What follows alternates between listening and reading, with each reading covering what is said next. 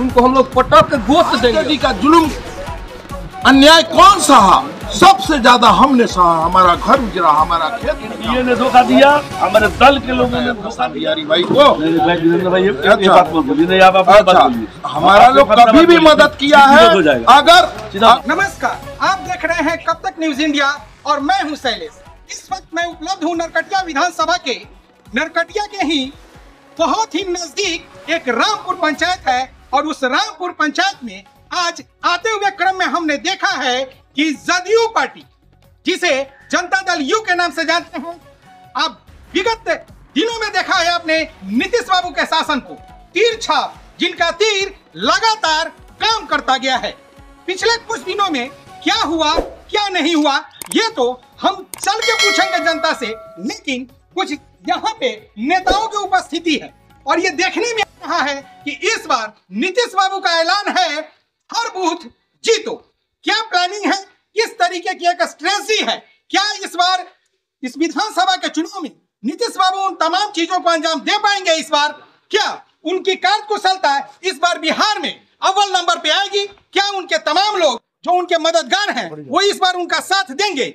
ऊपर कुछ दूसरा प्रभाव पड़ सकता है। कहने का अर्थ है बीजेपी के साथ एनडीए में जेडीयू का समीकरण और ऊपर में मचता हुआ हलचल। अभी आपने कुछ दिन पहले पुलवामा जैसा अटैक देखा। पिछले कई वर्ष दिनों में यूं कहें तो 6 महीने के अंदर भारत लगभग 6 संकटों से गुजरता नजर आया है। ये लगातार आपने देखा है। हाल ही में विमान क्रैश हुआ, बहुत सारी चीजें जनता का सवाल बनकर आ रही हैं और उसी का एक पक्ष जेडीयू है। आज ये तमाम नेतागण यहाँ पर उपस्थित हैं। हम बारी बारी से आप तमाम जनता को कब तक न्यूज इंडिया के माध्यम से इनके वक्तव्य को लेना चाहेंगे और आपको दिखाने का प्रयास करेंगे कि आखिर ये सिर्फ बातें ही करेंगे या धरातल पर ये खरा उतरेंगे। आइए सबसे पहले इस क्रम में हम आपको मिलाते हैं यहाँ के जाने माने हस्ती, एक बहुत ही महत्वपूर्ण एक वीर लीडर, जिन्होंने एक काल में यहाँ की तमाम गरीब जनता के लिए लड़ाई लड़ा।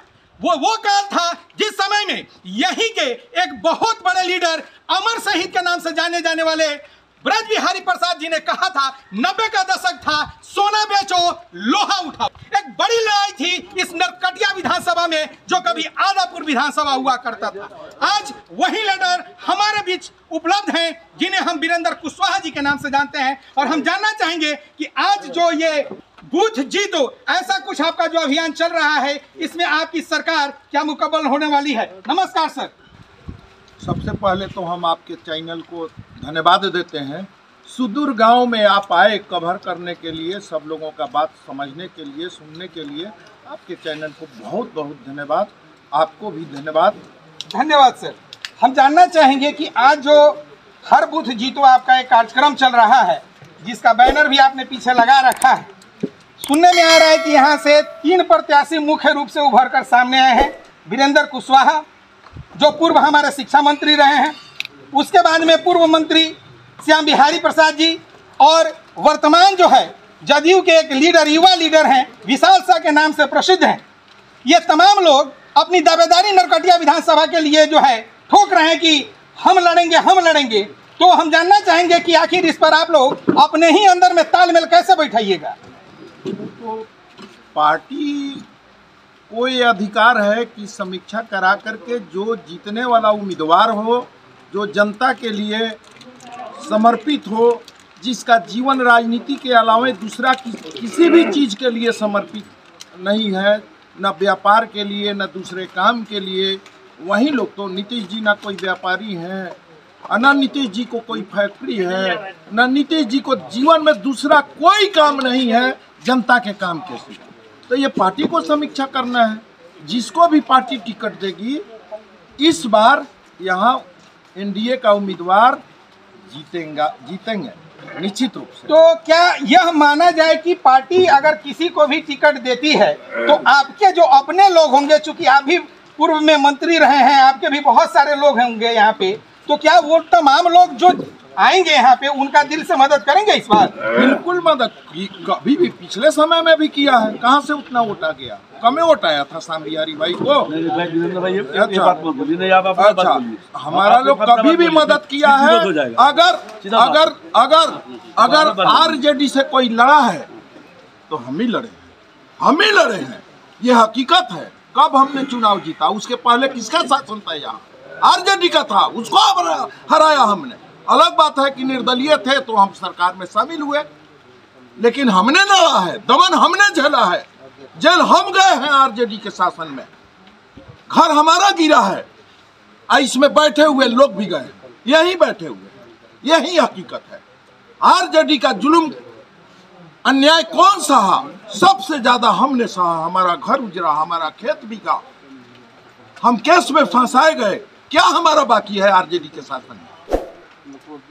तो अभी आप सुन रहे थे वीरेंद्र कुशवाहा जी को, लेकिन यह धरातल पर कितना सही है, आइए एक बार हम यहीं के पूर्व के मंत्री और जाने माने हस्ती जिन्हें हम श्याम बिहारी जी के नाम से जानते हैं, जानना चाहेंगे उनसे कि अभी वीरेंद्र प्रसाद कुशवाहा जी का जो स्टेटमेंट था, इस पे उनका कितना प्रतिशत अपनी संतुष्टि है। यूं कहा जाए तो इस पक्ष में, इस वक्तव्य के पीछे श्याम बिहारी प्रसाद जी कितना प्रतिशत एक्सेप्टेंस दे रहे हैं? पहले तो आपके चैनल को मैं धन्यवाद देता हूँ और मैं इस पर विशेष बात नहीं करूँगा। तो आपने सुना कि श्याम बिहारी प्रसाद जी का इस पर कोई विशेष वक्तव्य नहीं है। हम आगे प्रश्न को लेकर चलते हैं। आज मैं बता रहा हूँ, मेरा मकसद कहना यही है कि 2020 में जो मैं चुनाव लड़ा, वो 2020 में हमारे साथ एनडीए ने धोखा दिया, हमारे दल के लोगों ने धोखा दिया, नेताओं ने, जिसके चलते मैं चुनाव हारा हूँ। हमारे दल के लोग जो है, बहुत से लोग हैं जो मेरा साथ नहीं दिया।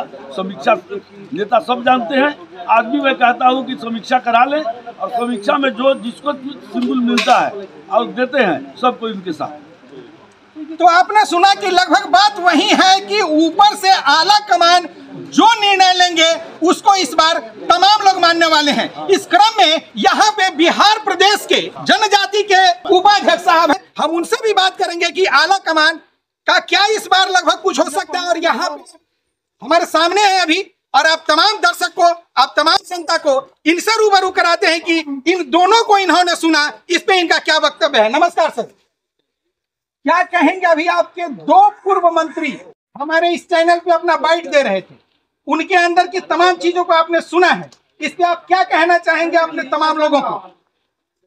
आपको धन्यवाद सर।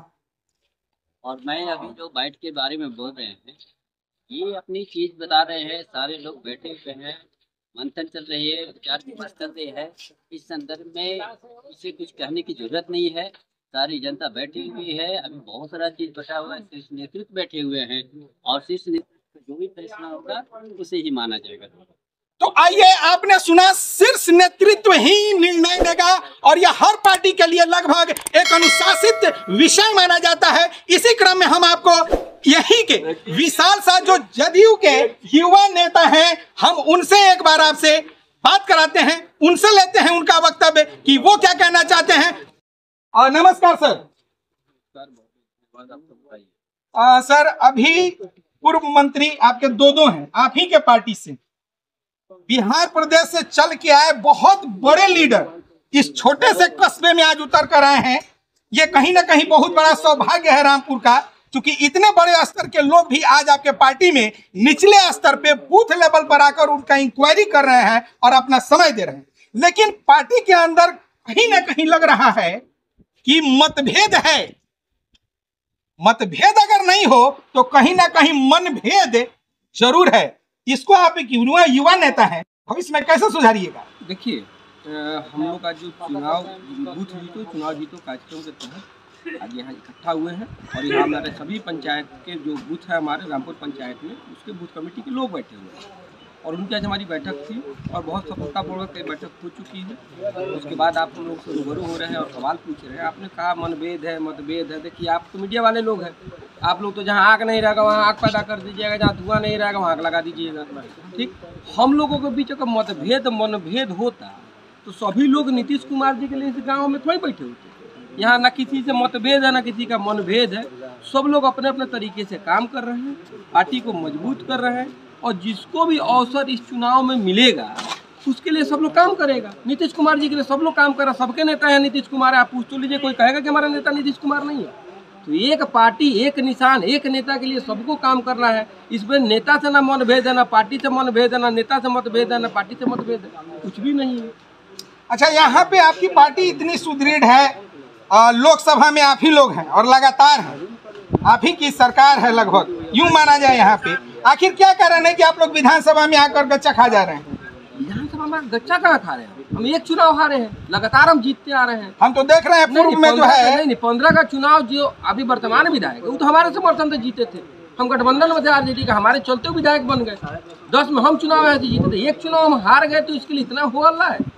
और हम 20 साल से शासन कर रहे हैं, इसका कोई क्रेडिट नहीं है बिहार में। तो क्या इस बार लगता है विशाल शाह जी की आप यहाँ के वर्तमान विधायक को शिकस्त देने में? 100% शिकस्त नहीं देंगे, उनको हम लोग पटक के गोत देंगे। अब जितना कीचड़ पैदा किए इस विधानसभा में, जितना पानी उस विधानसभा में लगाए हुए हैं सड़कों पर, इसी पानी में उस बार उनको हम लोग डुबाएंगे। उनकी विधायकी का विसर्जन जो है इसी गांवों के जल जमाव में होगा। तो इस बार बरसात का मौसम भी है, मानसून शुरू हो गया है, सावन का पावन महीना, बगल में वैकुंठ धाम भी है, वहां भी लोग दर्शन को जाएंगे। लेकिन क्या यह पानी में डुबोने में कामयाब हो पाएंगे? आइए कुछ यहाँ पे उपस्थित जो यहाँ की जनता है उनसे जो है हम सवाल करते हैं और उनसे जानने का प्रयास करते हैं कि इस बार उनकी विचारधारा क्या है। आइए इस क्रम में हम कुछ लोगों से मिलते हैं। नमस्कार सर। नमस्कार। क्या नाम हुआ आपका? अनिल जी, अभी यहाँ पे क्या हो रहा है? अभी बूथ वार मीटिंग हो रहा है। सब जितने भी बूथ हैं रामपुर पंचायत के बूथ कमेटी के लोग यहाँ जमा हुए हैं और नीतीश कुमार के कई योजना है जो काम किए हैं, विकास पुरुष की बातों को बताया जा रहा है। क्या आप जदयू के विचारधारा से सहमत हैं? एकदम सहमत हैं, जदयू के सिपाही भी नहीं। नमस्कार, क्या नाम हुआ आपका? हरिंदर पटेल जी, आप एक उम्रदराज व्यक्ति लग रहे हैं। लग रहा है कि इस पार्टी की सेवा आपने बहुत दिनों से की है। इस बार क्या लगता है यहाँ पे डबल इंजन, क्या कहें, डबल इंजन तो लेकर आइएगा इस बार? एकदम हम सुनते हैं कि आपके यहाँ रामपुर पंचायत में बड़ा जो है दबंगई भी होता है बूथ पर, कितना प्रतिशत सही है? तो सही बात है, सही बात है। दबंगई होता है, मतलब विरोधी पक्ष जो है दबंगई करता है।